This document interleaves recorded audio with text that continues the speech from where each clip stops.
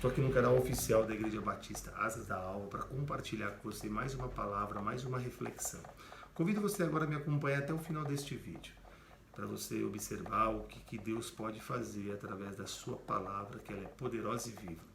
O tema de hoje está muito relevante. O tema de hoje é o livre-arbítrio. Eu gostaria de falar com você um pouco, essa conversa vai girar em torno desse tema, livre-arbítrio.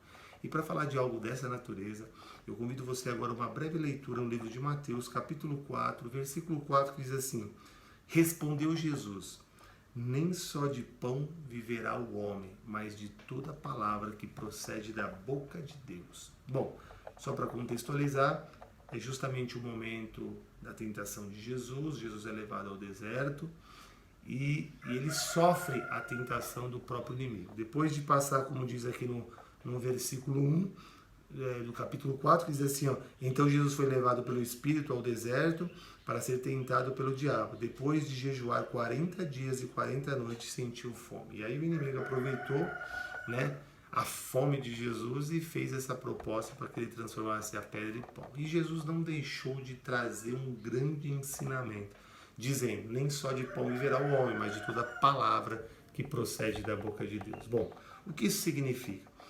Acho que a primeira coisa que eu gostaria de destacar aqui, que acho que é bem importante, é que nós não conseguimos viver sem os alimentos, né? Nós não conseguimos viver sem fazer as nossas refeições.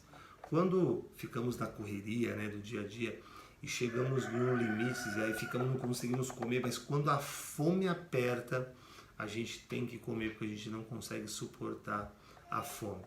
E o que Jesus, quando ele fala nem só de pão viverá o homem, ele está justamente se referindo a isso. O pão sendo representado pelos alimentos que nós comemos todos os dias. O pão representando o alimento que o ser humano precisa, as refeições que o ser humano precisa durante a travessia de um dia para poder garantir a sobrevivência deste corpo. Bom, pensando nisso, olha como que Deus é extraordinário. Deus ele coloca na vida do ser humano um dispositivo para garantir a sobrevivência do corpo. E esse dispositivo, quando ele dispara, quando você chega no limite e você está ali na correria, mas quando bate a fome, você tem que comer. Esse dispositivo, quando ele dispara e a fome entra em ação, a gente não consegue controlar, a gente precisa comer. E por que Deus colocou esse dispositivo que é a fome? Assim como a dor, A dor, olhando sobre uma perspectiva, ela pode ser boa sobre um olhar. Porque, veja bem, quando você sente dor é porque é um sinalizador de alguma coisa que está errado no seu corpo. Então você vai procurar investigar qual é o problema, recorrendo ao médico e aí vendo o que está acontecendo de errado. E aí, ou seja, um dentista, ou seja, o que for, o profissional que é especialista naquela área.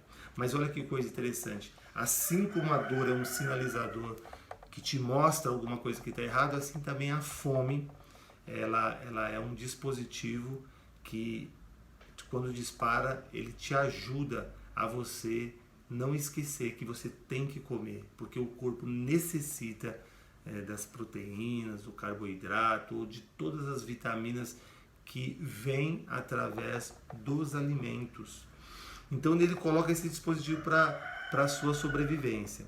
Mas olha só que coisa interessante. E a fome, ela traz uma outra coisa extraordinária.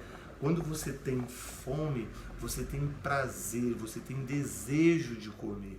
Então, a fome ainda, ela potencializa outras coisas que faz desse momento algo extraordinário, faz desse momento algo gostoso. Aqui quem aqui pode dizer, ou pode confirmar isso que vou dizer, Quando você está morrendo de fome, você se depara com aquilo que você gosta, quando você come, há um prazer extraordinário aí.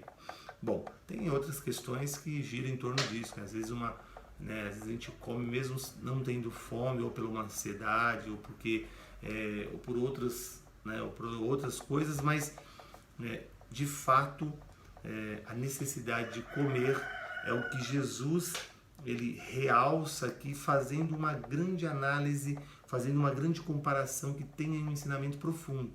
Agora sim a gente consegue, depois de entender essa parte que a gente vive todos os dias, eu vou trazer o que é mais profundo, aquilo que Jesus coloca numa comparação, porque ele fala nem só de pão viverá o homem, mas de toda palavra que procede da boca de Deus.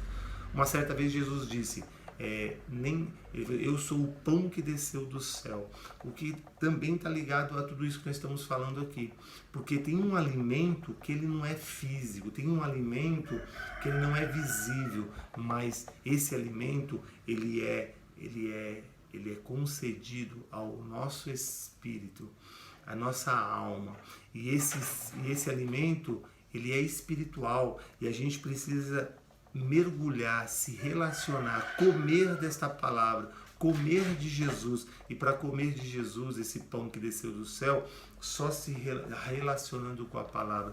Cada vez que a gente faz a nossa leitura, cada hora que a gente debruça e tenta entender Jesus por meio da sua palavra, a gente está alimentando a nossa alma, a gente está alimentando a fome espiritual.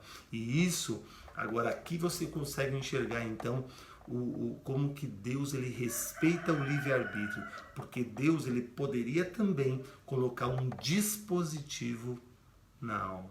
Ele poderia também colocar um dispositivo para que quando você atravessasse um dia e você deixasse de ler a palavra, deixasse de mergulhar nesta palavra, você então disparava então esse dispositivo, assim como a fome, e você não tinha como, você teria que ir para a palavra e se alimentar espiritualmente. Mas não é dessa maneira. Ele não coloca nenhum dispositivo na alma. Ele não coloca nenhum dispositivo. Então, isso tem que ser uma ação tua, voluntária. Você tem que, então, se organizar para separar um tempo para poder, então, mergulhar nessa palavra. Bom, e o que a palavra diz sobre isso? Medita na minha palavra de dia e de noite. O que está dizendo em outras palavras? Esse pão, você precisa se alimentar dele todos os dias. De manhã, de noite, em todo o tempo. Porque é isso que vai te salvar. Por isso que Jesus falou, nem só de pão viverá o homem, mas de toda palavra que procede da boca de Deus. Porque veja bem, e parece, olha só que coisa interessante. Ao longo dos anos, a gente está percebendo o tamanho dessa verdade.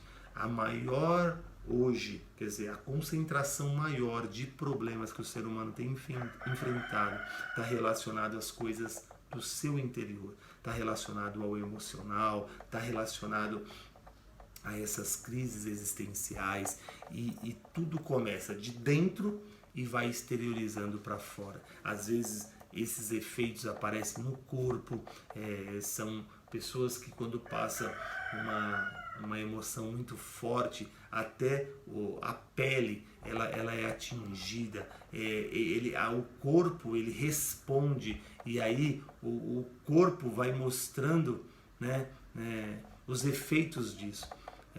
Quando a gente observa as crises depressivas, as crises de ansiedade, quando a gente observa o ser humano sofrendo deprimido de uma forma muito profunda, a gente vai observando que o alimento, né, esse alimento físico que a gente come todos os dias, as nossas refeições, café da manhã, almoço e janta, não consegue atender a essa demanda, a esse sofrimento de uma depressão, de uma ansiedade, não consegue. Mas tem um alimento espiritual que, quando a palavra, que é a palavra, e para falar sobre isso, a Bíblia coloca em relevo algo muito interessante. Ela fala que a palavra é viva. Primeiro começa por aí, ela é viva e eficaz. Ela não é eficiente, ela é eficaz. E olha só, ela é viva e eficaz, e ela tem o poder de dividir a alma do espírito, penetrar entre juntas e medulas, discernir pensamentos e intenções do coração. A palavra tem poder para te libertar, por isso que a Bíblia diz, conhecereis a verdade vos libertará. Então a palavra tem um efeito de te aliviar. Quando você está ali, quando você lê a palavra e ela traz uma resposta através daquela leitura, você se alivia, você se tranquiliza. Então a palavra ela está ali, ela é um alimento espiritual que atende a uma necessidade interior. Então, seja a ansiedade, seja a depressão, seja qualquer tipo de sofrimento, a palavra tem como penetrar num lugar mais profundo e arrancar aquele mal lá de dentro. Por isso que Jesus disse, medita nessa palavra de dia e de noite. E aqui a gente vê claramente Deus respeitando o livre-arbítrio. Porque se ele não respeitasse, ele teria colocado também um dispositivo nessa alma, né? E aí você teria a necessidade todos os dias de também, assim como o alimento físico, o alimento sólido, você também comeria desse alimento espiritual todo dia, e aí não teria, né, não teria como faltar esse seu espaço, esse seu momento com Deus por meio da palavra. Mas de fato não é assim.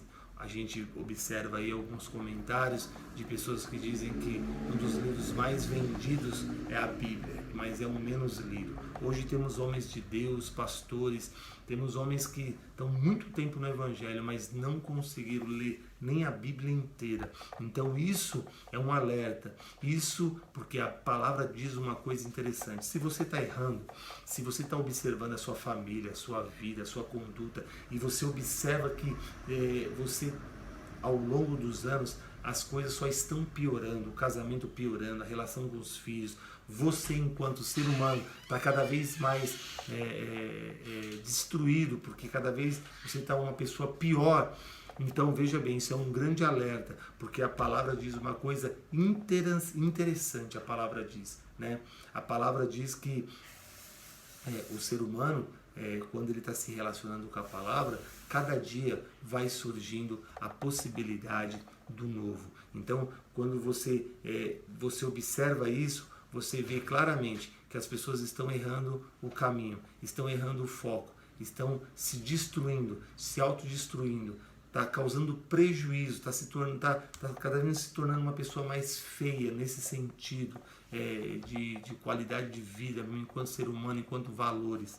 Mas quando você está nessa relação com a palavra, você a cada dia se torna uma pessoa melhor. E aí sim você observa então a importância do que Jesus disse: nem só de pão viverá o homem, mas de toda a palavra que procede da boca de Deus. E para fechar este vídeo, eu lanço essa pergunta: o que você tem feito do seu livre arbítrio? Fique com esse tema e reflita, porque Deus quer te ajudar.